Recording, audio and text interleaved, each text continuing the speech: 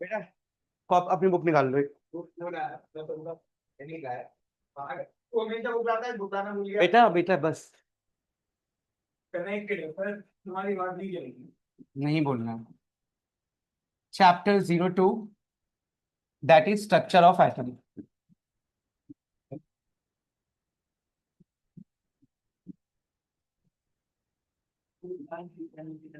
Structure of atom. ठीक है। पहले मैं स्टार्टिंग के आधे घंटे में क्या करूंगा, पहले पूरा इसका फॉर्मूला बताऊंगा, पूरे चैप्टर में क्या क्या फॉर्मूला यूज होता है। फिर उन्हीं फॉर्मूलाज को यूज करके तुम इजीली क्वेश्चन कर सकते हो। ये पूरा चैप्टर ही न्यूमेरिकल है, तो अगर तुम्हें फॉर्मूला याद रहेगा तो क्वेश्चन हो जाएंगे, नहीं याद रहेगा फिर दिक्कत होगी। तो मैं सारा फॉर्मूला पहले तुम लोगों को याद कराने वाला हूँ। और जतिका तूने लास्ट टाइम लिखा था, आई होप अगर लिखा होगा तब तो ठीक है, उसी को रिवाइज कर लेना, और नहीं लिखा होगा तो दोबारा लिख लेना, ठीक है। पूरे स्टार्टिंग से लेके एंड तक के सारे फॉर्मूले। फिर हम लोग इसके थोड़े से क्वेश्चन, मतलब रिवीजन भी हो जाएगा और फिर क्वेश्चन भी हो जाएगा। ठीक है। चलो, तो बेटा इसमें जो सबसे पहला चीज हम लोगों को याद रखना है, दैट इज कि किस तरीके से हम लोग निकालते हैं atomic number, mass number, number of protons और नंबर ऑफ न्यूट्रॉन्स। तो हेडिंग लिखो सभी यहाँ पे कि atomic atomic number, mass number, number of protons, number of protons, यही जो मैं लिख रहा हूं, नंबर ऑफ इलेक्ट्रॉन्स, इन सभी चीजों को हम कैसे फाइंड आउट करते हैं। ठीक है। क्या तरीका है जिससे हम लोग ये सभी फाइंड आउट कर सकते हैं। तो देखो, बहुत ही सिंपल सा तरीका होता है कि मान लो कोई भी एक एलिमेंट एक्स है, तो जो भी बेटा इधर होता है ना, इधर, that is called atomic number. और जो भी यहां होता है that is called atomic mass. तो इसको बोलेंगे एटॉमिक नंबर, और इसको क्या बोलेंगे, एटॉमिक मास, या फिर मास नंबर भी बोलते हैं इसको। ओके। तो इस जेड को हम क्या बोल रहे हैं, ध्यान से समझो। This Z is called atomic number. या तो आप इसको एटॉमिक नंबर बोल दो, या आप इसको बोल सकते हो नंबर ऑफ प्रोटॉन्स। तो दोनों एक ही चीज होती है। ठीक है। तो number of protons he atomic number के इक्वल होता है। तो जब भी कोई पूछेगा कि आप एटॉमिक नंबर दे रखा है उसका प्रोटॉन बताओ, तो जो एटॉमिक नंबर होगा वही नंबर ऑफ प्रोटॉन्स होगा। क्या बेटा, ए, ये बता रहा हूं, पहले जेड की बात समझ आ गया। अब आ जाओ ए पे। तो ए क्या होता है हम लोगों का, तो ए जो होता है वो होता है हमारा मास नंबर। ए को बोलते हैं मास नंबर, या इसी को कई लोग बोलते हैं एटॉमिक मास। तो बात एक ही है। तो ये थोड़ा सा हम लोगों को ध्यान में रखना है। ठीक है। कि what is mass number, what is atomic mass, what is atomic number, number of protons, इतना हम लोग को बेसिक आइडिया लेके चलना है। अब मान ले किसी ने हम लोगों को ऐसा एलिमेंट दिया, दिमाग लगाना थोड़ा सा। मैंने बोला कि यहाँ पे किसी ने आपको दे दिया सोडियम, और ये बोला कि दिस इज 11, दिस इज 23। आप मुझे इसका सब कुछ बताओ, what is the number of protons, number of electrons, neutron, सब कुछ। तो बेटा नंबर ऑफ प्रोटॉन्स कितना होगा, 11, क्योंकि वो एटॉमिक नंबर के इक्वल होता है। तो नंबर ऑफ प्रोटॉन्स कितना हो गया, 11 हो गया। Always remember one thing, number of protons और नंबर ऑफ इलेक्ट्रॉन हमेशा बराबर होते हैं अगर एटम न्यूट्रल है। तो इस एटम पे किसी भी तरीके का कोई चार्ज नहीं है, पॉजिटिव नेगेटिव। हाँ, तो नंबर ऑफ पहले प्रोटॉन्स निकालेंगे और वही नंबर ऑफ इलेक्ट्रॉन्स के इक्वल होगा। बस कंडीशन क्या है कि ऐसा एटम होना चाहिए जिसपे कोई चार्ज नहीं है। ठीक है। तो हमेशा याद रखना है, in case of neutral atom, ये न्यूट्रल एटम है, तो न्यूट्रल एटम के केस में number of proton is always equal to number of electron. Clear हो गया। अब सुनो, अब किसी ने बोला बेटा कि न्यूट्रॉन कितना होगा इसका, ये बताओ मुझे, व्हाट इज न्यूट्रॉन। तो हम सबको पता है एटॉमिक मास क्या है, 23। तो atomic mass is equal to क्या होता है बेटा, प्रोटॉन प्लस न्यूट्रॉन। तो एटॉमिक मास कितना दे रखा है बताओ। तो एटॉमिक मास हम लोगों को कितना गिवन है, तो एटॉमिक मास हम लोगों को गिवन है 23। तो बेटा ये 23, और प्रोटॉन कितना है, 11। तो न्यूट्रॉन कितना आ गया, 23 में से क्या रह गया, 23 - 11। क्या मैथ्स लगा रहा है भाई, 23 में से 11 गया, 12। ठीक है। चलो, so this is how we can, बस बेटा देख, this is how we can actually calculate the number of neutron. जतिका समझ आया बेटा इतना। Yes sir. ठीक है, हाँ भाई बताओ जल्दी, क्लियर है। सर हाँ, पीछे डिस्टरबेंस बहुत है। क्या बोल रहे हो बेटा। डिस्टरबेंस बहुत है सब पीछे। मैं समझा नहीं क्या बोल रही है। बोलूं, पीछे डिस्टरबेंस बहुत है। ये बच्चों की आवाज आ रही है तेरे को? Yes sir. ओके, ए, क्या गधों की तरह हरकतें कर रहे हो बेटा? सुन, शांति से पढ़ो, भगा दूंगा यहाँ से, देख ध्यान से क्या है। तो this is how we can calculate number of neutrons. तो नंबर ऑफ न्यूट्रॉन्स कितना आ जाएगा हम लोगों का? 12 निकल के आ जाएगा। ठीक है। सो इस तरीके से बेटा हम नंबर ऑफ न्यूट्रॉन्स को फाइंड आउट कर सकते हैं। क्लियर है? चलो, अब अगला देखो दिमाग लगा के। ये तो हो गया पूरा कहानी। अब क्या है बेटा, नोट कर लिया सबने? चलो, अब देखो क्या है नेक्स्ट कहानी। मान ले अब की बार किसी ने कोई ऐसे दे दिया बेटा कि Mg+2 है।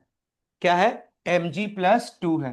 तो इस पे +2 का चार्ज दे दिया, और इधर दे दिया 12, और इधर दे दिया 24। अब पूछ रहा है तुमसे कि मुझे बताओ नंबर ऑफ इलेक्ट्रॉन्स कितने, प्रोटॉन्स कितने, न्यूट्रॉन्स कितने, क्या क्या। तो सबसे पहले प्रोटॉन्स बताओ कितने। प्रोटॉन्स में कोई चेंज नहीं होता, जो एटॉमिक नंबर है। बेटा इलेक्ट्रॉन्स कितने? अब इलेक्ट्रॉन्स में चेंज हो जाएगा, क्योंकि अभी न्यूट्रल एटम नहीं रहा। अब इसके ऊपर क्या आ गया है? चार्ज आ गया है। तो जब भी पॉजिटिव चार्ज आएगा तो आप उतने माइनस कर दो।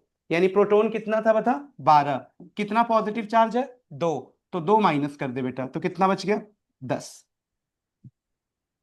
तो इस केस में इलेक्ट्रॉन्स कितने आ गए हमारे पास? 10। तो प्लस कर देते।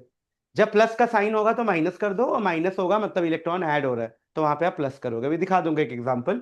अच्छा, न्यूट्रॉन्स में कोई चेंज होगा क्या? नहीं, न्यूट्रॉन्स में कोई चेंज नहीं होगा, वो तो A-Z ही होगा। यानी 24 - 12 = 12। So this is how we can actually calculate the electron, proton and neutron. क्या बेटा? प्लस का चार्ज मतलब होता है लूज ऑफ इलेक्ट्रॉन।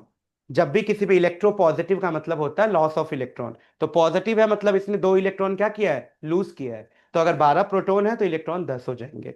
अब बता इसका। इसी तरीके से एक जल्दी से एग्जांपल बताओ। अगर मान लो तुम्हें किसी ने दे दिया Cl-, और ये 17 है बेटा, तो क्या होगा? सब कुछ बताओ। हाँ, ये मैं थोड़ी देर के लिए 35 लिख देता हूँ, चलो।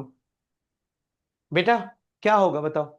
17 और 35, 17 और 35, क्या होगा? सबसे पहले प्रोटॉन बताओ कितना होगा? 17। Very good. इलेक्ट्रॉन कितना होगा? नहीं, इलेक्ट्रॉन कितना होगा? 17 + 1, that is 18। Done. And atomic number तो वही 17 है। न्यूट्रॉन अगर आपको निकालना हो तो आप क्या करोगे? 35 में से 17 को माइनस। तो ये याद रखना है हमें। ठीक है? जतिका क्लियर है अब? Yes sir. ठीक है। So this is how we can actually calculate. ठीक है, तो ये ध्यान से समझना। चलो, नेक्स्ट आ जाओ अब। नेक्स्ट चलते हैं कि नेक्स्ट क्या है क्या नहीं है। नोट हो गया? तो एक बेसिक सा फॉर्मूला है जिसपे क्वेश्चन आ सकते हैं, 1-2 नंबर एमसीक्यू टाइप। तो इसको थोड़ा ध्यान में रखना, ठीक है? कुछ नहीं करना है इसमें, बस proton, neutron, electron, atomic number, तो थोड़ा क्लियर रहेगा तो निकाल दोगे जल्दी जल्दी। अब चलते हैं मेन पहले फॉर्मूले पे। तो अब सेकंड लिखेंगे हम लोग अपना नाम इसका। तो रिवीजन के अंदर ये सेकंड चीज है जो हमें याद रखना है। ये बहुत इंपॉर्टेंट है बेटा, एनर्जी का फॉर्मूला।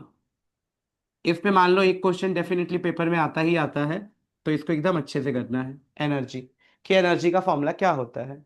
तो देखो, सबसे पहले हम एनर्जी का एक फॉर्मूला पढ़ेंगे। E = NH mu. E = NH mu, where सबका मतलब समझो। ई का मतलब तो एनर्जी है, पता ही है तुम्हें। एन का मतलब क्या हो जाएगा बेटा? तो एन का मतलब हो जाएगा नंबर ऑफ फोटॉन्स, कि कितने नंबर ऑफ फोटॉन्स है। ठीक है? फोटॉन्स किसको बोलते हैं? जो सन से एनर्जी आती है वो फोटोन के टर्म्स में आती है। ठीक है? डिस्क्रीट नेचर की एनर्जीज होती है, जैसे लाख, 2 करोड़, 3 करोड़, 5 करोड़ फोटोन्स आ रहे हैं, तो उस तरीके से हमें एनर्जी मिल रही है। जैसे ट्यूबलाइट जल रहा है तो इससे भी पर सेकंड में कुछ फोटोन्स निकल रहे हैं जिससे रोशनी मिल रही है। तो जब भी कोई चीज जलती है जहां से रोशनी मिल रही है तो वहां पे नंबर ऑफ फोटॉन्स निकलते हैं। तो ये नंबर ऑफ फोटॉन्स है। अभी पेपर में ये भी क्वेश्चन आएगा कि आपको एक बल्ब दे देगा 60 वॉट का। 60 वॉट बल्ब सुना ना, 10 वॉट, 60 वॉट, 100 वॉट। बोलेगा बताओ 60 वॉट का बल्ब को अगर मैं जलाऊंगा तो कितने फोटॉन्स निकलेंगे। तो ऐसे कुछ क्वेश्चंस भी आ जाते हैं। देखो, एच को क्या बोलते हैं बोलो? Planck's constant. तो एच होता है हम लोगों का बेटा प्लैंक्स कांस्टेंट। तो ये भी याद रखना है, this is called Planck's constant. और इसकी वैल्यू याद है? हाँ भाई, 6 पॉइंट, हाँ हाँ सही बोल रहा है। 6 पॉइंट, जतिका याद है एच की value? Yes, sir. 6.626 into 10 to the power yes, minus 34.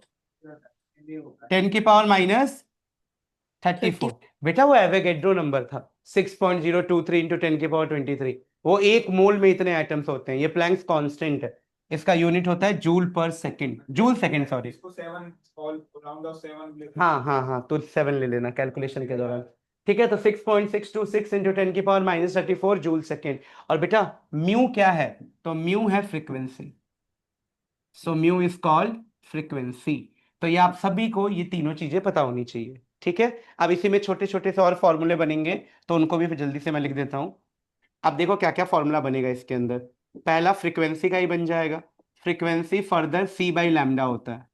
यानी मान लो अगर एनर्जी निकालना है, तो तुम तो सबसे पहले ये वाला फॉर्मूला लगा दोगे, एन एच म्यू। मान लो म्यू गिवन नहीं है, तो म्यू की जगह क्या लिख दोगे? सी बाई लैम्डा। तो लैम्डा गिवन होगा वहां पे। अब सी क्या होता है, लैम्डा क्या होता है बताओ?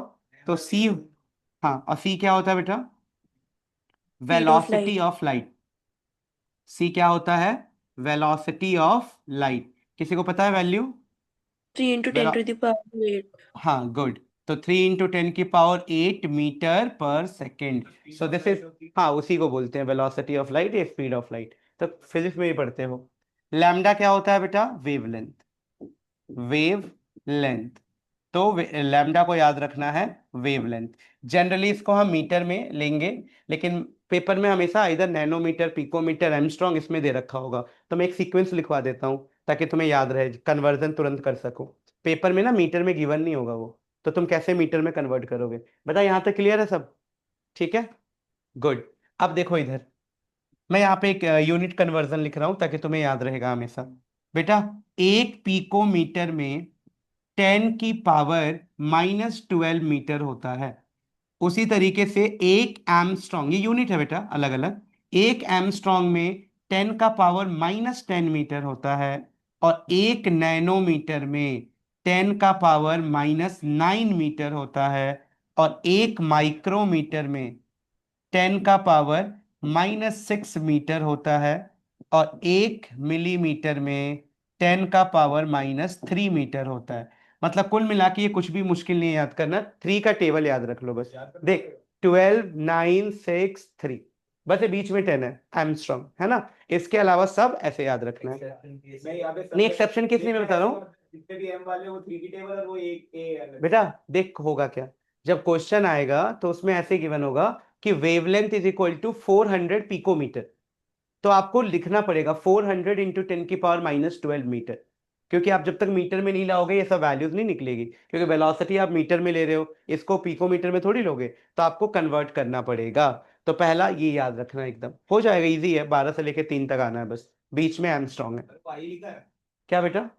ये this one velocity, sorry, mu mu mu frequency, C by lambda. जतिका क्लियर है? Yes, sir. ठीक।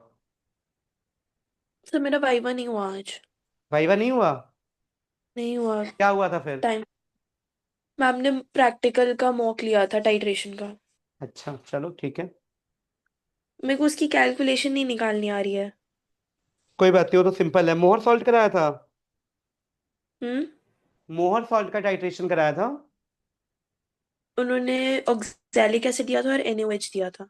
हाँ अच्छा ठीक है, कोई बात नहीं, वो हो जाए। प्रैक्टिकल का है, उसमें कुछ ज्यादा दिमाग लगाने का नीड नहीं है। उसमें मोलैरिटी का इक्वेशन लगाते हैं, M1V1 = M2V2, और एक कैलकुलेशन से वॉल्यूम निकालते हैं, फिर उसको वहां पुट करके वैल्यूज निकालते हैं, बता दूंगा, कोई बात नहीं। ठीक है। चल, डन, ये हो गया सबका? हाँ भाई, डन। चलो आगे बढ़ो। तो हमने एनर्जी के अंदर एक ये फॉर्मूला पढ़ा। अब सुनो, इसी के अंदर दो छोटे छोटे फॉर्मूले और पढ़ने हैं, पूरा पढ़ लो। बी, बी लिखो आप लोग टाइम पीरियड, टाइम पीरियड का फॉर्मूला, टाइम पीरियड का फॉर्मूला, व्हाट इज टी? तो बेटा T = 1/फ्रीक्वेंसी। हम वी से ले रहे हैं ना, तो वी से ही लेते हैं, 1/म्यू। तो T = 1/म्यू, याद रखना है भाई, टाइम पीरियड। ठीक है, उसी तरीके से एक फॉर्मूला आएगा वेव नंबर। Wave number. तो ये जो वेव नंबर होगा ये क्या होगा? तो wave number is equal to 1/वेवलेंथ। तो 1/वेवलेंथ को ही हम वेव नंबर बोलेंगे। तो this is wave number. Wave number is equal to 1/वेवलेंथ। Time period is equal to 1/फ्रीक्वेंसी। तो ये छोटे छोटे कुछ फॉर्मुलेज हैं। सीधा क्वेश्चन आ जाता है, कैलकुलेट द टाइम पीरियड, इतना ये गिवन है। और ये एनसीईआरटी में ही सारे क्वेश्चन हैं, तो तुम्हें आना चाहिए। ठीक है, बोलो, क्लियर है? चलो, अब हम चलेंगे बेटा नेक्स्ट फॉर्मूले पे अपना। इसको बोलते हैं फॉर्मूला नंबर 3। तो चलो पहुंचते हैं उस पे। बहुत इंपॉर्टेंट फॉर्मूला है 3 वाला। तो हमने क्या क्या पढ़ लिया, तुम्हें ध्यान हो तो? हमने एनर्जी पढ़ लिया। अब हम पढ़ने वाले हैं आइंस्टाइन फोटो इलेक्ट्रिक इक्वेशन। कि फोटो इलेक्ट्रिक इक्वेशन क्या था, सबसे बड़ा चैप्टर है ये। इसके एनसीईआरटी में क्वेश्चन भी बहुत ज्यादा है, लगभग 70 क्वेश्चन है। हाँ, फोटो इलेक्ट्रिक इक्वेशन क्या होता है? फोटो इलेक्ट्रिक इक्वेशन जरा ध्यान से देखो। What do you mean by this term?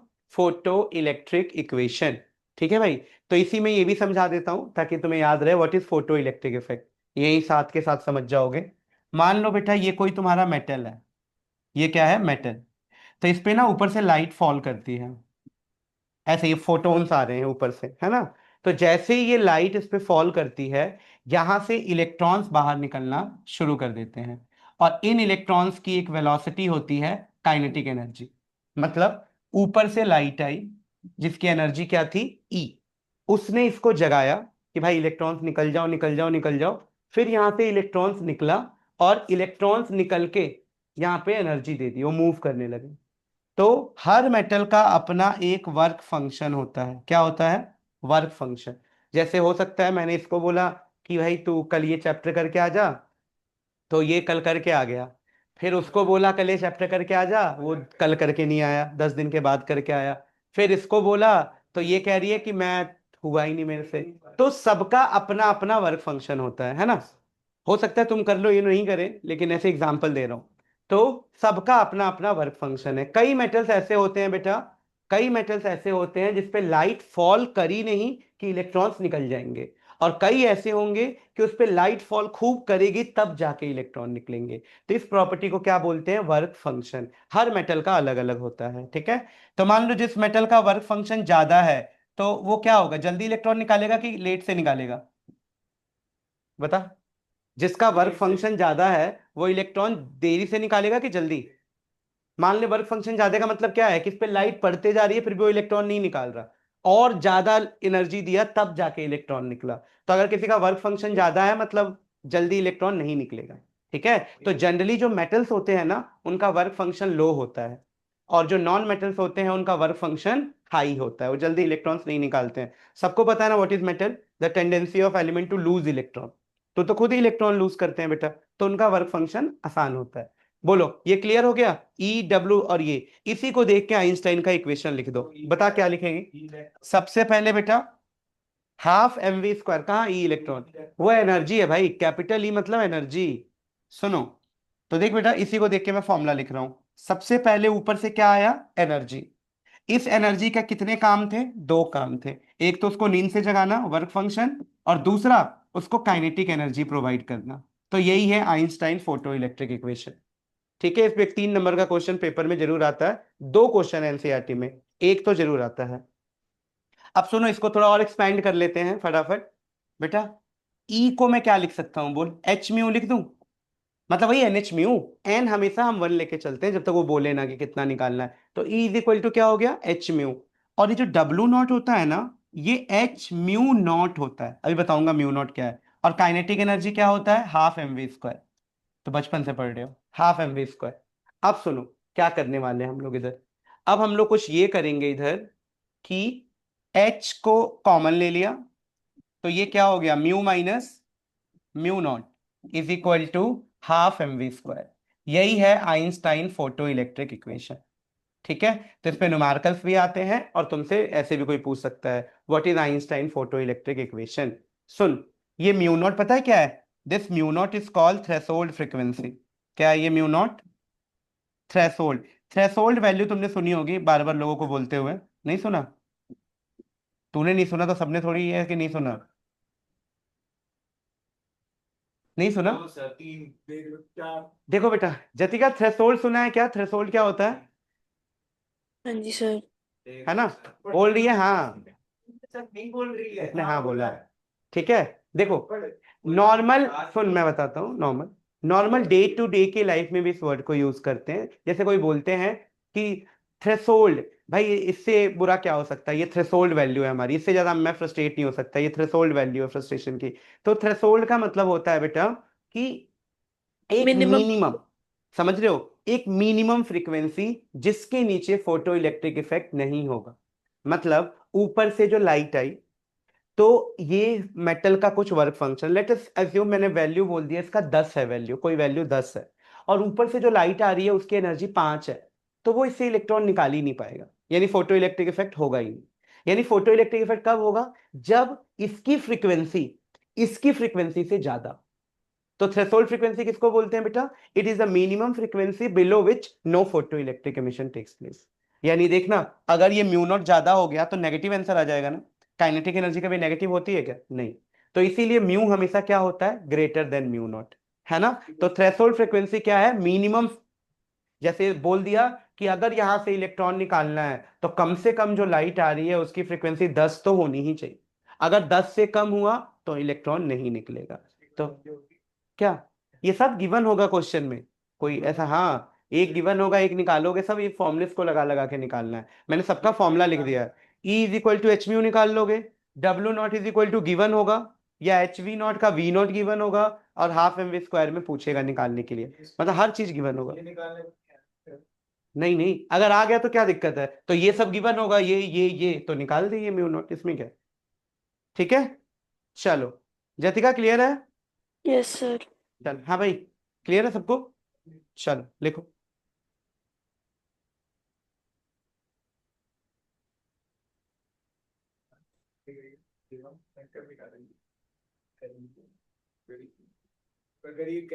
बेटा बस अपने स्कूल का नाम मत डुबाओ। चलो, फोटो इलेक्ट्रिक इक्वेशन हो गया बेटा, डन, लिख लिया लिख लिया लिख लिया। चलो आगे, चलो फोर्थ वन लिखो, हाइड्रोजन स्पेक्ट्रम लिखो सभी। Hydrogen spectrum, hydrogen spectrum. तो एक ये वाला फॉर्मूला हम लोगों को सभी को याद रखना है हाइड्रोजन स्पेक्ट्रम का, कि हाइड्रोजन स्पेक्ट्रम क्या होता है क्या नहीं। तो इसमें वो वाली चीज है बेटा, बहुत सिंपल, जरा ध्यान से, क्वेश्चन बहुत आते हैं इस पे।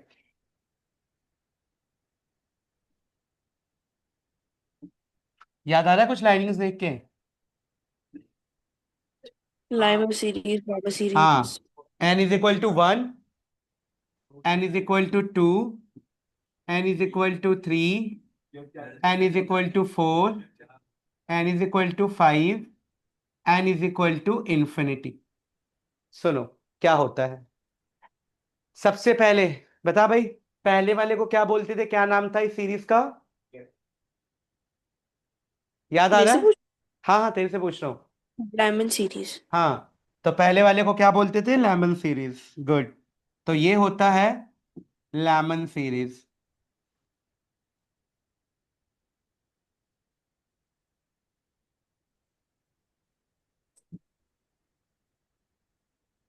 Lyman series, okay. फिर नेक्स्ट क्या था बेटा? बामर। अमर।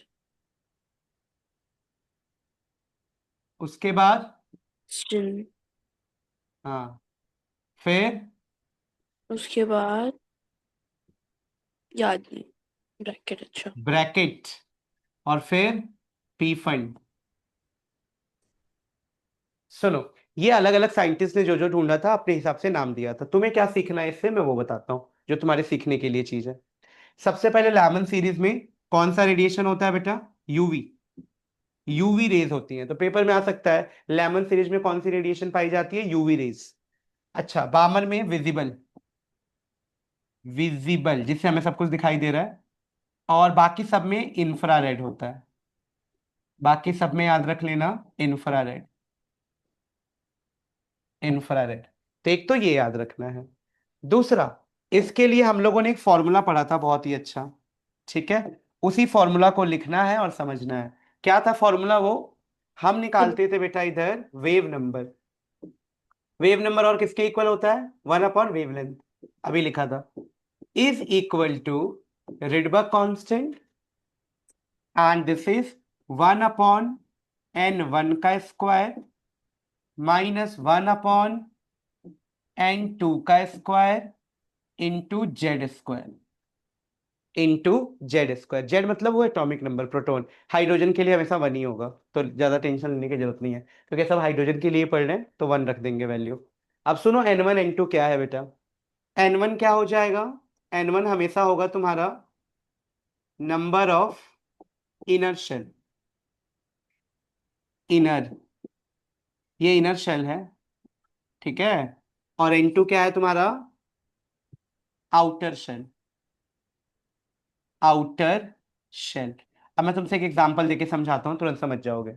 अगर किसी ने बोला कि एक इलेक्ट्रॉन, ये वो है, ये जो मैंने बनाया ना, ये पता है क्या है?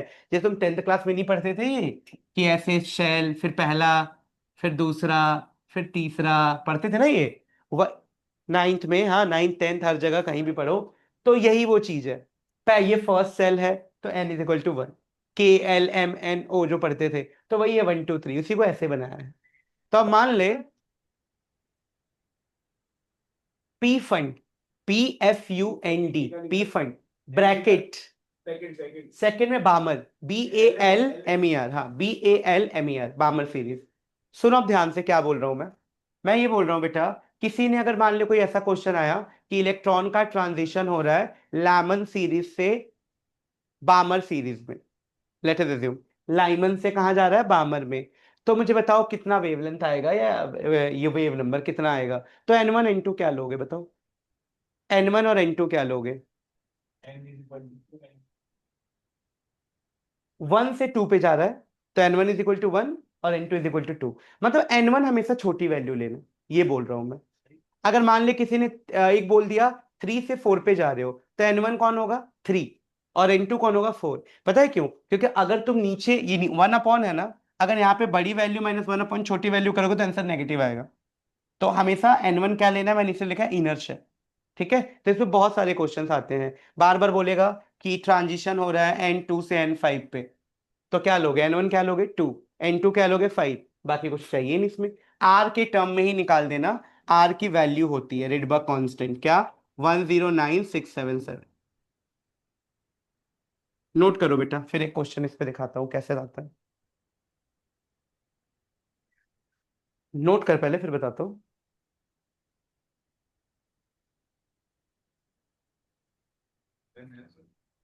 हम्म, पेन भी नहीं है तेरे पास?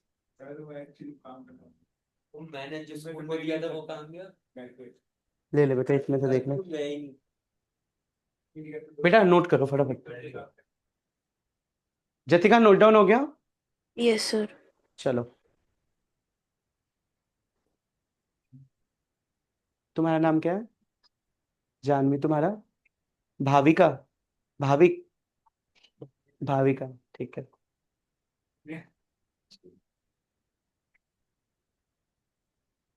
ये है, नहीं नहीं, यार आवली में।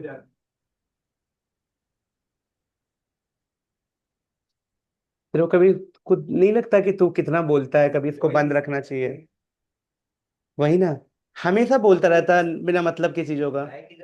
इंसान का दिमाग जब चलेगा जब वो शांत, अभी भी बोल रहा है तू। इंसान का दिमाग जब चलेगा जब वो शांत होके कुछ सोचे, नहीं तो हमेशा ऐसे ही सुनता रहेगा, सबसे क्या फायदा? देखो, तो अपनी वैल्यूज बढ़ानी है तो जुबान को शांत रखना पड़ेगा, तभी वैल्यू बढ़ेगी। बेटा हो गया ये, नोट कर लो। चलो, अब इसमें मैं तुम्हें एक चीज बताता हूं इधर, इसमें इसमें एक चीज बताता हूं कि क्या है क्या नहीं है। देखो, ध्यान से समझना। देखो बेटा, अब ना इसमें सिर्फ 2 केसेस समझ लो, ये थोड़े से अच्छे लेवल के क्वेश्चन जब आते हैं तो इन 2 केसेस पे आते हैं। देख, केस नंबर 1, मान ले वो कह रहा है कि आप ना एक ऐसा ट्रांजिशन सोचो, 1 से लेके 5 के बीच में या इंफिनिटी के बीच में, एक ऐसा ट्रांजिशन सोचो जिसमें मैक्सिमम वेवलेंथ मिले, या बोलेगा मिनिमम वेवलेंथ मिले, दो ही चीज बोलेगा। अब तुझे कैसे सोचना है मैं समझाता हूं।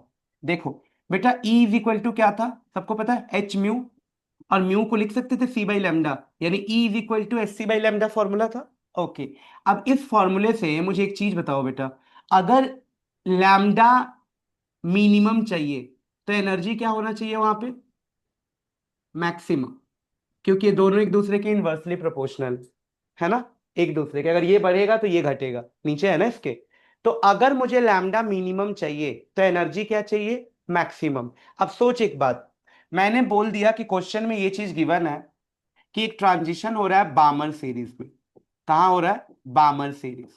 तो बामर सीरीज गिवन है, तो बामर सीरीज गिवन होने का मतलब क्या है कि एन का वैल्यू कितना गिवन है, जल्दी बोलो, एन का वैल्यू कितना गिवन है अगर बामर सीरीज है तो 2। तो अब मुझे बताओ, इसमें बोल रहा है कि मिनिमम वेवलेंथ मतलब मैक्सिमम एनर्जी। अब कोई चीज दो पे है तो इसमें सबसे ज्यादा गैप कहां पे आएगा बता, 2 और 3 में इतना गैप है, 2 और 4 में इतना गैप है, 2 और 5 में इतना गैप है, 2 और इन्फिनिटी में सबसे ज्यादा गैप होगा, है ना। तो जब भी तेरे को मिनिमम वेवलेंथ बोलेगा तो एक N1 तो वो ले लेना जो क्वेश्चन में गिवन होगा, बामर है तो N2 ले लो, लैमन है तो 1 ले लो, पश्चन है तो 3 ले लो, और दूसरा N क्या ले लोगे, इन्फिनिटी। बस यही दिमाग में रखना है। तो N2 और N1 क्या क्या हो गया जल्दी बताओ। तो यहाँ पे N1 कितना हो गया भाई, बोल, N1 हो गया 2, और N2 कितना हो गया, इन्फिनिटी। तो बस मुझे यही समझाना था कि इन्फिनिटी क्यों हुआ।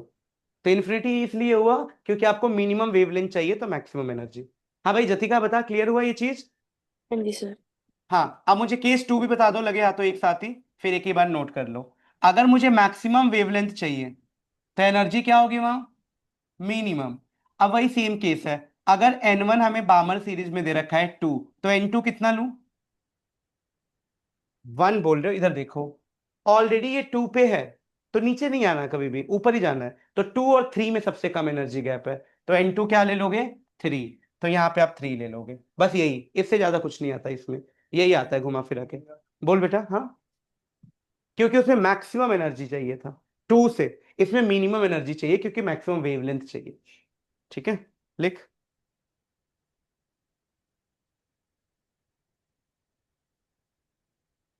नोट कर फटाफट।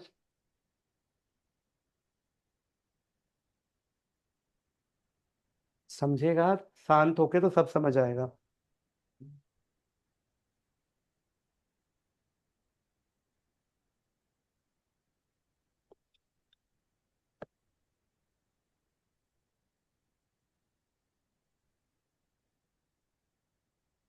सर आप इसके बाद कौन सा चैप्टर शुरू कराओगे?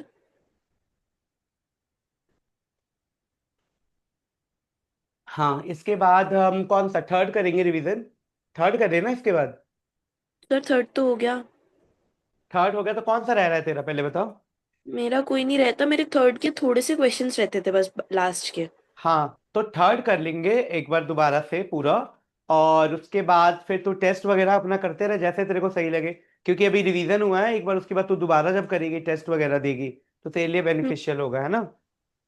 ठीक है। और आपने मेरा वो वाला टेस्ट चेक किया, पहले हाँ, वाला? वो मैंने चेक कर दिया था, लेकिन अभी मैंने उसका वो मतलब ऊपर ऊपर ही देखा है, पूरा डीपली नहीं देखा था, देख लेता हूँ।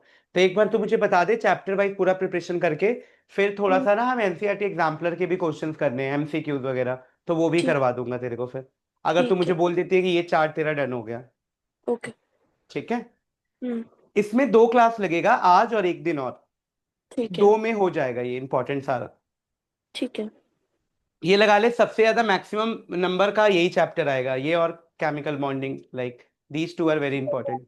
कल से 20 का है। ये 20 का है 20। ना, स्ट्रक्चर ऑफ एटम। नहीं, केमिकल बॉन्डिंग। और ये ये भी ऐसे ही है। हाँ मतलब आसपास। चैप्टर है। चलो, हो गया भाई। हाँ, सारा जो बता रहा हूँ यही आता है भाई पेपर में, सब कुछ अलग नहीं आएगा, बस इतना तुम करते जाओ, तुम अपना कर्म करते जाओ, हो जाएगा सब। चलो, सो हमने कितना कर लिया, 3 या 4 फॉर्मूले बताना, नोट कर। 4 किए ना, चार चार 4 किए। चलो बेटा, अब आ जाओ फिफ्थ, अब फिफ्थ आ जाओ। Fifth is called Bohr, Bohr calculation. क्या बेटा,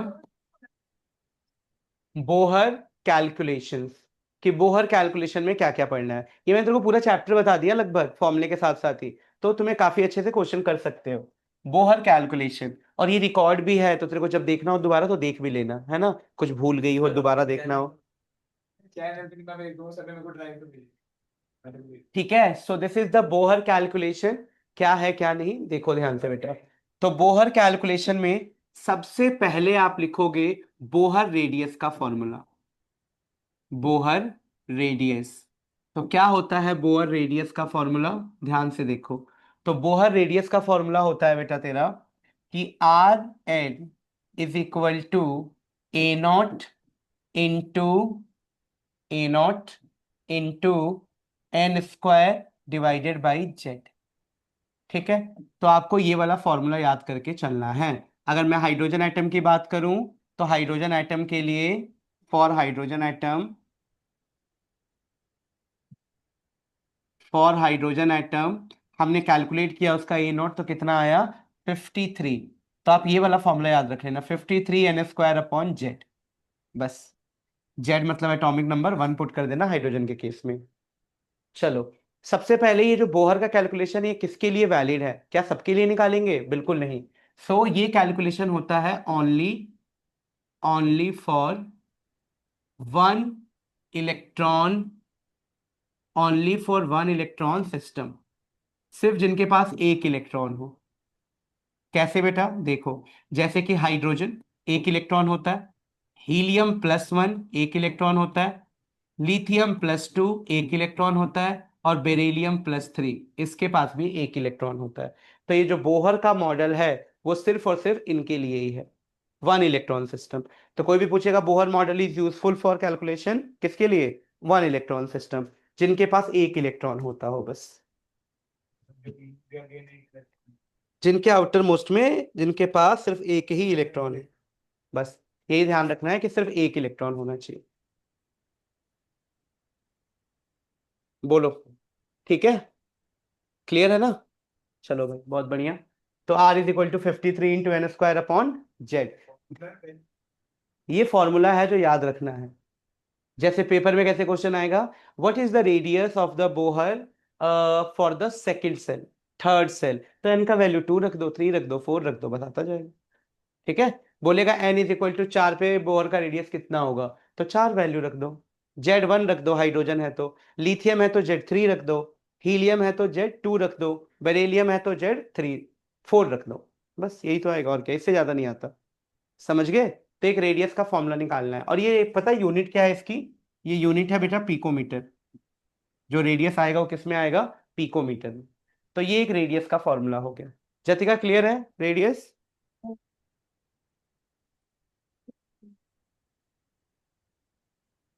बोल, डन। सर। हम्म, चलो अब नेक्स्ट लिखो, नोट कर लिया। चलो,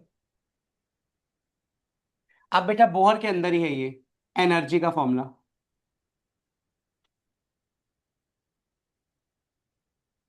एनर्जी का फॉर्मूला क्या होता है, एनर्जी का फॉर्मूला, तो E इज इक्वल टू, ध्यान से देखो, E इज इक्वल टू, बोलो, वो वाला नहीं एच पी, ये बोहर के एनर्जी का फॉर्मूला है। ठीक है, तो एक तो बेटा तो ये याद रखेगी, -13.6 into Z square divided by N square, ये यूनिट होगा इलेक्ट्रॉन वोल्ट में। और कई बार पेपर में बोल देता है जूल में निकालो, तो जूल में फॉर्मूला क्या हो जाएगा, -2.18 इंटू 10⁻⁻18, बाकी सबको सेम है, into Z square divided by N square. बस ये जूल में है, जूल पर एटम। और ऊपर वाला किसमें है, इलेक्ट्रॉन वोल्ट। तो जब तेरे को नहीं बोलेगा किसमें निकालना है, बस एनर्जी निकालना है, तब तो तू ऊपर वाला यूज कर लेना, सिंपल है। और अगर बोलेगा नहीं जूल में ही निकालो तो ये, और इसको भी देख मैंने आसानी से लिखा है, 2.18, पॉइंट के बाद 18, पावर में भी 18 सेम है, तो तेरे को याद करने में आसानी होगी। बुकों में कई जगह लिखा होता है 21.8, तो उससे अच्छा है कैसे याद रखो आप। ये एक है इलेक्ट्रॉन वोल्ट और दूसरा है जूल पर एटम। ठीक है, तो इलेक्ट्रॉन वोल्ट में निकाल सकते हो, जूल पर एटम में निकाल सकते हो। मान लो कैसे क्वेश्चन आएगा, बोलेगा what is the energy of the fifth cell of the hydrogen atom, तो क्या रखोगे, एन की जगह 5 रख दोगे, जेड की जगह 1 रख दोगे, तो 5 5 से 25, इस तरीके से। समझ गए? So this is how we can calculate energy. तो यहाँ भी हमारा निपट गया। हाँ, रेड को बनी नहीं। जेड को नहीं, मैंने बोला ना हाइड्रोजन है तो 1, लिथियम है तो 3, बेरिलियम है तो 4, मतलब वहीं तक मैक्सिमम लेना है, 1 इलेक्ट्रॉन सिस्टम तक। 1 इलेक्ट्रॉन सिस्टम के लिए होता है, लेकिन जेड का वैल्यू 1 नहीं लेना। 1 इलेक्ट्रॉन है, लेकिन अगर कोई बोले लिथियम प्लस, भाई लिथियम प्लस 2 क्या है, 1 इलेक्ट्रॉन हो गया ना, क्योंकि 3 पहले थे, नॉर्मल क्या था, 3 इलेक्ट्रॉन 3 प्रोटॉन, लेकिन 2 प्लस आ जाने के चलते 3 में से एक गया, एक बचा। तो इलेक्ट्रॉन एक के लिए होता है, पर आपको तो यहाँ जेड लिखना है ना, तो जेड आप हमेशा एटॉमिक नंबर लिखोगे, ना कि इलेक्ट्रॉन। हाँ, ये 5 ही हाँ यही बस, इससे ज्यादा नहीं। डन। चलो, अब हम किस पे आएंगे, कौन से नंबर पे, फिफ्थ, सिक्स्थ? सिक्स्थ। बेटा इस नोट्स को अच्छे से लिख, पेंसिल से लिख रहा है पूरा। देखो इधर, स्कूल भी गया वो आज भी। चलो। तो सिक्स्थ इज डिब्रॉगली।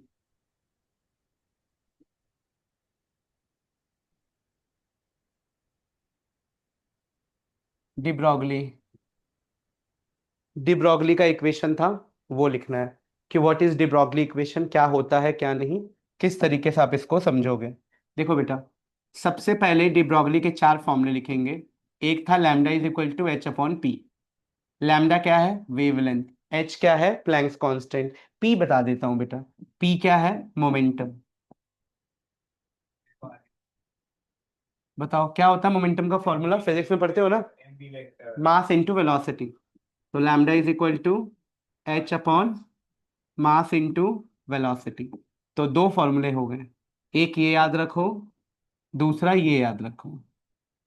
तीसरा एक और याद रखना है, लैम्डा इज इक्वल टू क्या, चलो डिराइव करके बता दूं। चलो बता देता हूँ ड्राइव। तुम सबको पता है बेटा काइनेटिक एनर्जी का फॉर्मूला क्या होता है, कोई बताएगा? Half mv²। हाफ mv², एक काम करो, एक m से डिवाइड करो, एक m से मल्टीप्लाई करो, फर्क तो कुछ नहीं पड़ा, लेकिन एक फॉर्मूला बन जाएगा। क्या फॉर्मूला बनेगा देखो, तो ये इधर आ गया 2m और काइनेटिक एनर्जी एक साथ, और इधर mv क्या होता है, p, मोमेंटम। तो m²v² क्या हो गया, p²। तो बेटा p की वैल्यू कितनी आ गई, √2m ke आ गई, 2m ke। तो ये मेरा p का वैल्यू हो गया। अब बताओ इसमें पुट कर दो जरा, तो कैसा दिखेगा एक और फॉर्मूला। तो पुट इन इक्वेशन 1, अगर 1 में पुट कर दो तो लैम्डा इज इक्वल टू क्या दिखेगा बोलो, h अपॉन पी की जगह ये पूरा पुट कर दे बेटा, तो 2m ke, बस हो गया, 2m ke। So this is how we can remember the third formula, अगर आता है क्वेश्चन तो। चलो एक चौथा फॉर्मूला भी रटी लेते हैं, कोई दिक्कत नहीं, वो वोल्टेज के टर्म में होता है, तो लिख लो 12.25 √V, where V is potential difference.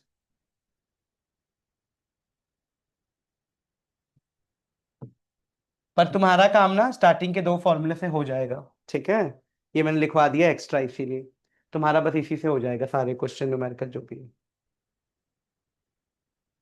जतिका समझ आया पूरा? Yes sir. हम्म।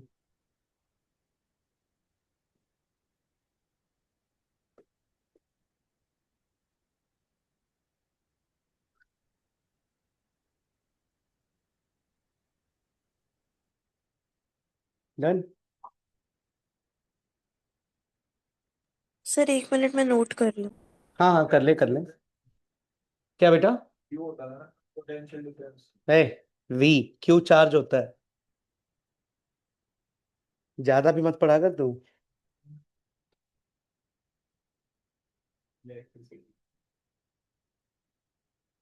बड़ा आंसर किया है। फोन आया था तेरे घर से सुबह, मैं असल मैंने किया सुबह तो उठा नहीं पाया था। मेरा सब्जेक्ट इफेक्ट नीड स्कूल में ये खरीदी थी। अच्छा, मैं स्कूल नहीं आया था आज। हाँ वही। ठीक सर है, कह रहा सर को पनिशमेंट दे। ठीक है, नहीं आया था, बढ़िया है, 1500 रुपये बच गए। चलो, डी ब्रॉगली पोटेंशियल डिफरेंस हो गया, पूरा क्लियर है, आगे बढ़ो। थैंक सर कितने फॉर्म। बस अब खत्म होने के कगार पे है। जतिका हो गया? हाँ जी, ओके। हाँ, चल बेटा, नेक्स्ट। अब लिख लो सीधा क्वांटम नंबर, सबसे इंपॉर्टेंट टॉपिक और सबसे आसान टॉपिक इस चैप्टर का। मतलब ऐसा हो नहीं सकता कि पेपर में ना आए, आता ही है और सबसे आसान है। Quantum numbers. तो बेटा इसके बारे में दो लाइनें लिख लो। It is a set of four numbers, लिख लो। It is a set of it is a set of four numbers. Four numbers, उन्हीं चार नंबर्स को हमें पढ़ना है। ठीक है, पहला नंबर होता है principal quantum number. Principal quantum number क्या है? ml, sorry, principal quantum number n। पहला होता है प्रिंसिपल क्वांटम नंबर। ये क्या बताता है हम लोगों को? ये साइज के बारे में बात करता है और एनर्जी के बारे में।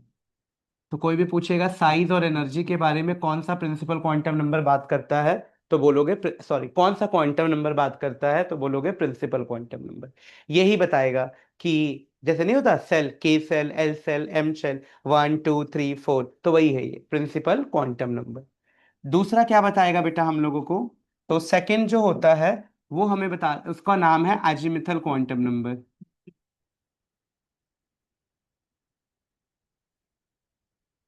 क्वांटम नंबर, बेटा इसको हम रिप्रेजेंट करते हैं ml से। एल एल, इसको हम रिप्रेजेंट करते हैं एल से। So that is called azimuthal quantum number. ये क्या बताएगा हम लोगों को? सबशेल के बारे में बात करता है। Shape of the subshell, shape of subshell. तो ये सबशेल के शेप के बारे में बात करता है। ठीक है, next we have next we have कौन सा quantum number? So next we magnet. Have magnetic ना, yes. Magnetic, magnetic quantum number. ये किसके बारे में बात करेगा बेटा? ml के बारे में। ये क्या बताता है? ऑर्बिटल्स के बारे में बात करता है।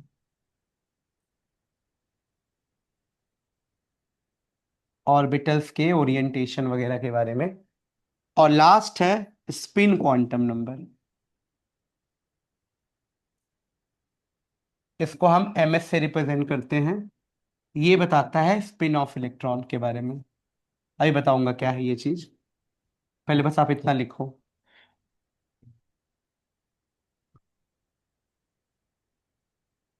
सर, बोल।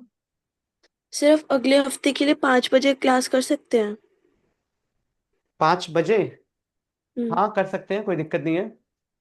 क्यों सोना तो होता है? आधे घंटे पहले, ऐसे भी तुम 5:20 में आ ही जाते हो, 5 बजे आ जाओ, जल्दी फ्री हो जाओगे थोड़ा। ठीक है, 5 बजे कि मेरे बेटा। प्रैक्टिकल चल रहे हैं तो मेरे को पढ़ना है उसके लिए 5 o'clock भी। कर सकते हैं ना? ठीक, ठीक है, डन, 5 o'clock। ओके। ओके। लिख लिया? चलो बेटा, अब थोड़ा समझाता हूँ मैं कैसे क्वेश्चन आते हैं, एकदम तुरंत समझ जाएगी, बहुत आसान टॉपिक है ये। एक दो समझना है बस। अच्छा, लिख लिया था पूरा? करो पीछे। जतिका लिख लिया था? हाँ जी सर। देख बेटा सभी, देखो इधर क्वेश्चन। मान ले, सभी बताएंगे इसको। अगर n अगर n इज इक्वल टू 4 है, अगर n इज इक्वल टू क्या है बेटा? 4 है, तो पता है l कैसे निकलेगा? एक तो मैं बता रहा हूँ, अगली बार से तुम बताना। l निकलता है n-1। तो बताओ कितना होगा? 3 होगा। तो आप 3 को पता है कैसे लिखोगे? ऐसे लिखोगे, 0 1 2। 3 नहीं, अगर n 4 है तो ये हो जाएगा 0 1 2 3। अच्छा सॉरी, 3 रह गया था, n-1 ना। तो n-1 कितना हुआ टोटल? 4 में से बन गया 3, लेकिन उसको आप ऐसे लिखोगे, 0 1 2 3, हमेशा ऐसे लिखना है। अब क्यों लिखा है सुन। 0 का मतलब होता है एस सब सेल, 1 का मतलब होता है पी सब शेल, 2 का मतलब होता है डी, और 3 का मतलब होता है एफ। बोलो, समझ आया? तो L is equal to N minus one, zero पे एस, वन पे पी। मतलब ये पता है क्या कह रहा है कि कोई इलेक्ट्रॉन है जो फोर्थ सेल में घूम रहा है, फोर्थ सेल KLMNO, ओ वाले में घूम रहा है, और उसमें भी, तो वो एस में भी हो सकता है, पी में भी हो सकता है, डी में भी और एफ में भी। क्वांटम नंबर क्या है? एड्रेस। जैसे मान ले किसी ने पूछा कि तू कहाँ रहती है, लेट अस एज्यूम, तो तू क्या बोलेगी? तो बोलेगी मैं SRS पर्ल हाइट में रहती हूँ, टावर नंबर मेरा ये है, फ्लैट नंबर ये है, इंडिया में रहती हूँ, काम खत्म, ऐसे बोलेगी ना। अगर तू सीधा बोल दे मैं फरीदाबाद में रहती हूँ, तो फरीदाबाद में कोई कैसे ढूंढेगा तेरे को? फरीदाबाद में तो कितने घर होंगे। फिर जब तू बोलेगी नहीं मैं ना SRS रॉयल हिल्स में होती हूँ, तो पता लग गया, चलो एक तो चीज पता लगा सोसाइटी कहाँ रहती है, तो उसका मतलब है एन पता लग गया कि फोर्थ सेल में है। अब किसी ने बोला कि उसके अंदर भी तू कहाँ रहती है, तेरा कुछ टावर तो होगा, तो फिर वो ये बताएगा कि तू P3 टावर में रहती है कि P2 में रहती है कि P4 में कि P5 में, तो ये बता रहा है। तो अभी इस इंसान को सिर्फ इतना पता लगा है कि SRS में रहती है, पर वो सब जगह सर्च कर रहा है जितने भी टावर है, लेट अस अज्यूम SRS में सिर्फ 4 ही टावर है, तो चारों टावर में सर्च कर रहा है वो, P1 P2 P3 P4। अब थोड़ा और कंफर्मेशन मिल जाए तो एकदम वहीं पे पहुंच जाएगा। तो क्वांटम नंबर की मदद से हम इलेक्ट्रॉन की एग्जैक्ट पोजीशन निकालते हैं। अब सुन इधर बेटा, ml क्या होगा? तो ml होता है -L से लेके +L तक, -L से लेके +L तक। कैसे लिखेगी -L से लेके +L तक बता? इन्हीं सब वैल्यूज को माइनस से प्लस तक लिख दो। जीरो को तो जीरो ही लिखोगे, वन को क्या लिख सकते हो बेटा? -1, जीरो और वन, मतलब उसी वैल्यू को माइनस से प्लस तक लिखना है। टू को क्या लिखोगे बोलो? -2, बोलो, -1, जीरो, वन और टू। उसी तरीके से थ्री को क्या लिखते? -3, -2, -1, जीरो, वन और टू और थ्री, यही तो लिखोगे। तो इस तरीके से हम लिखते हैं। ये पता है क्या बताता है? ऑर्बिटल्स। तुम सबको पता है एस में सिर्फ एक ऑर्बिटल होते हैं, पी में हमेशा 3 ऑर्बिटल्स होते हैं, और डी में कितने ऑर्बिटल्स होते हैं? 5। तो जैसे हम ऑर्बिटल्स के बारे में यहीं से हमें पता लगता है कि किसमें कितने ऑर्बिटल्स होते हैं, और इसमें कितने होंगे? 7। तो दैट इज 7 ऑर्बिटल्स, 1 2 3 4 5 6 और एक 7। समझ गए ना? तो ये ऑर्बिटल्स के बारे में हम लोगों को बताएगा। डन। तो ये, और ms का मतलब क्या होता है वो हर क्वेश्चन में तुम ऐसे लिख देना, +-1/2। मतलब एक ऑर्बिटल में 2 इलेक्ट्रॉन भरे हैं, तो एक ऐसे और एक ऐसे अपोजिट, तो ms की वैल्यू। बोल। कह रहा अच्छे प्रोडक्ट होली सर आपने सुनी ना? अरे पागल है वो। वही तो पागल तो ms की वैल्यू +-1/2 हो गया। क्लियर है? जतिका बता, जल्दी समझ आया? ठीक है। हाँ भाई, नोट कर लो एक बार, कर लो, फिर मैं तुम्हें और एग्जांपल दे देता हूँ ताकि ये क्लियर हो जाए, बस 2 मिनट और लगेगा।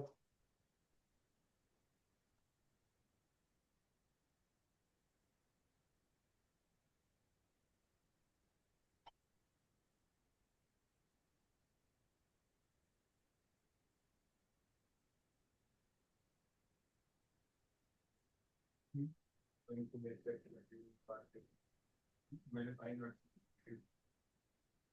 देखो बात करो, नोट करो।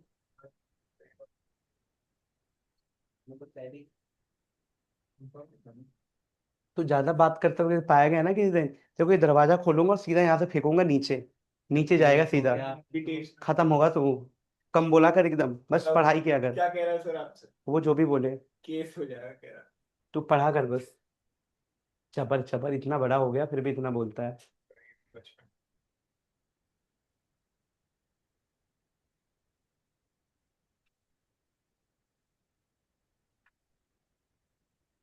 डन। लिखो लिखो, क्या लिखा? प्लस है +-1/2, ऊपर ऊपर -L to +L।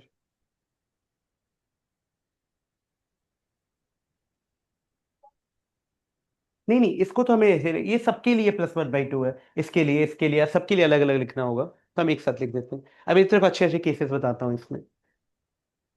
हो गया? देखो बेटा, अब अगर किसी ने ये बोल दिया, सुन दिमाग लगाना, कि 3p दे रखा है, आप क्वांटम नंबर्स बताओ, n क्या होगा? 3। जो दिखता है वही तो n है सबसे पहले। तो n कितना हो गया बेटा? 3। l कितना होगा बोलो? l बताओ। 0 0 1 2, तो क्या लिखोगे 0 1 2। अब सुनो ध्यान से, अब किसी ने बोल दिया कि ये एसआरएस में रहती है, लेकिन अब किसी ने बोल दिया कि ये ना P2 टावर में रहती है। अब कंफ्यूजन नहीं है, तो क्यों जाएगी इस टावर पे, इस टावर पे, इस टावर पे, सीधा उसी पे जाएगी जहां पे जाना है। तो P किस पे आता था, 0 पे, 1 पे कि 2 पे? 1 2 पे। पे। 0 पे S आता था, 1 पे P, 2 पे D। तो हम L का वैल्यू सीधा 1 लिखेंगे, काम खत्म। हमें वो सब लिखने की जरूरत नहीं है। समझ गया? क्योंकि इसने मेंशन कर दिया कि वो P टावर में है। अगर 3S लिखा होता तो L का वैल्यू क्या लेते, 0। अगर 3D लिखा होता तो L का वैल्यू क्या लेते, 2। तो ये हमेशा याद रखना, पूरा नहीं लिखना है फिर। अब सुन, अब ML क्या हो जाएगा, तो सिर्फ ML इसके लिए लिख देंगे, -1 0 और 1। समझ गए? तो इस तरीके से बेटा हम पता कर सकते हैं। और हमारा MS क्या हो जाएगा, वही +-1/2। क्लियर है? बाकी नेक्स्ट क्लास में और भी इस पे क्वेश्चंस कराऊंगा, सो डोंट वरी। अभी के लिए बस इतना ध्यान रखो। अब एक और केस देख लो, फिर खत्म करते हैं। अगर किसी ने बोल दिया कि ये 3px है, अब बोलो जतिका, बोल जल्दी, n का वैल्यू कितना होगा, 3 L का वैल्यू 1 1, और ML का वैल्यू, -1 0 1। तो इसमें से कोई एक ही लेंगे, हम्म। है ना? क्योंकि अब px बोल दिया, देख बेटा, p कैसे 3 ऑर्बिटल्स होते हैं ना, px py pz, तो इसमें से भी सिर्फ कोई एक ही बोल रहा है, क्योंकि px बोल दिया, देख इधर, px बोल दिया, तो px बोल दिया तो एक ही तो लेगी, तो बस एक ले लो कोई सा भी, तो दोनों लेने की जरूरत नहीं है, बस। और ms, तो मैंने तुम्हें हर केस करा दिया जो अलग अलग हो सकते हैं। बोलो।